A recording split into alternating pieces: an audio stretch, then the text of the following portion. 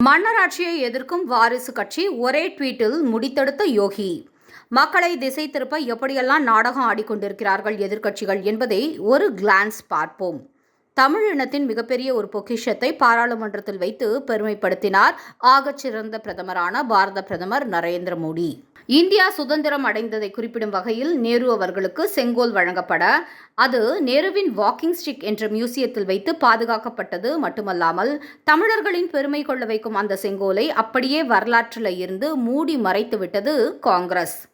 ஆனால் தமிழ்நாட்டில் பிறக்காவிட்டாலும் தமிழ் மொழியின் பெருமையையும் தமிழ் இனத்தின் பெருமையையும் உலகம் முழுக்க ஒலிக்க வைக்கும் மோடி அவர்கள் புதிய பாராளுமன்ற கட்டிடத்தில் தன்னுடைய செங்கோலை எடுத்து நிறுவினார். வெறும் முதல் முறை என்று இல்லாமல் ஒவ்வொரு முறையும் பாராளுமன்றம் கூடும் போதெல்லாம் செங்கோல் கொண்டு வரப்படுவதை ஒரு பாரம்பரிய சம்பிரதாயமாகவே தொடர்கிறார். அப்போதெல்லாம் தமிழ்நாட்டில் ஓட்டு வாங்க வேண்டும் என்பதற்காக நடிக்கிறார் என்ற குற்றத்தை முன்வைத்தனர்.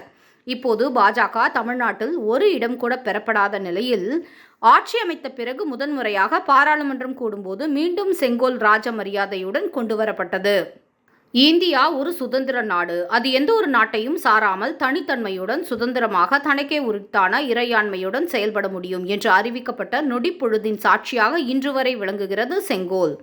ஆனால் எதிர்க்கட்சிகளை பொறுத்தவரை அது ஒரு காட்சி பொருளாகவும் மன்னராட்சியின் நீட்சியாகவும் தெரிகிறதாம்.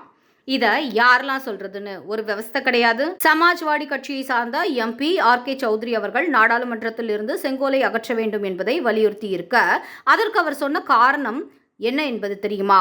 மன்னராட்சியின் அடையாளமாம் செங்கோல். மக்களாட்சியின் அடையாளமாக இருக்கும் நாடாளுமன்றத்தில் மன்னராட்சியின் அடையாளமாக இருக்கும் செங்கோல் இருக்கக்கூடாதாம். அடேங்கப்பா, அவர் எந்த கட்சியில் இருக்காருன்னு நினைக்கிறீங்க? சமாஜ்வாடி கட்சி. அதில் தலைவர் யாரு? அகிலேஷ் யாதவ். அதற்கு முன்னாடி முலாயம் சிங் யாதவ், அதாவது அகிலேஷ் யாதவின் அப்பா. இப்போது உத்தரப்பிரதேசத்தில் இருந்து டிம்பிள் யாதவ் என்ற ஒரு பெண் எம்பி தேர்ந்தெடுக்கப்பட்டிருக்கிறாரே, அவர் யார் என்றால் அகிலேஷ் யாதவ் அவர்களுடைய மனைவி. ஓ, இதுதான் நீங்க சொல்ற மக்களாட்சியா? சாட்சாத் இதுதான் சார் மன்னராட்சி. மக்களால் தேர்ந்தெடுக்கப்பட்ட பாஜகவின் அரசில் உள்ள முக்கிய பதவிகளில் உள்ளவர்களை பாருங்கள்.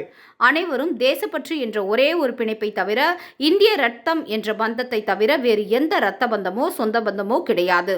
ஆனால் வழி வழியாக மன்னராட்சி போல கட்சி நடத்தி கொண்டிருக்கும் கட்சிகளுக்கு தான் மக்களாட்சி என்று மக்களிடம் வேடம் போட்டு கொண்டிருக்கும் நீங்கள், கடைசியில் செங்கோல் என்பது ஒரு மன்னராட்சியின் நீட்சி என்பதை கூறுவதெல்லாம் காலத்தின் கட்டாயமாக பார்க்கப்படுது.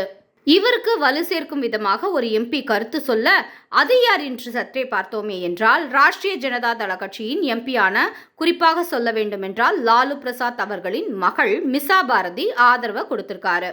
செங்கோலை எதிர்ப்பவர்கள் கட்சி, அந்த எதிர்ப்புக்கு ஆதரவு தெரிவிப்பவர்கள் கட்சி என்று கிட்டத்தட்ட அனைத்து எதிர்க்கட்சிகளுமே குடும்ப கட்சியாக தான் இங்கு அரசியல் செய்து கொண்டிருக்கிறார்கள். இவர்கள் மன்னராட்சி முறையை பற்றி பேசுறாங்க. நம்பிட்டோம். இது வெறும் செங்கோல் மீதான எதிர்ப்பாக பார்க்க முடியாது. ஒட்டுமொத்த தமிழ் இனத்தையும் எதிர்க்கட்சிகள் அவமானப்படுத்துவதாகத்தான் எடுத்துக்கொள்ள வேண்டியுள்ளது.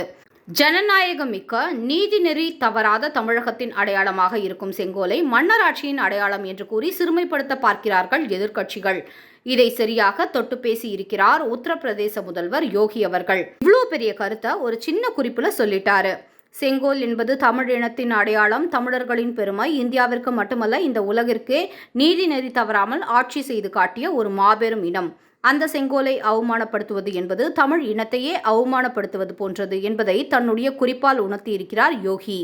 மோடி மீதான எதிர்ப்பு என்பது இப்போது மோடி உயர்த்தி பிடிக்கும் தமிழ் இனத்தின் மீதாக வெறுப்பாக மாறியிருக்கிறது எதிர்க்கட்சிகளின் மூலம்.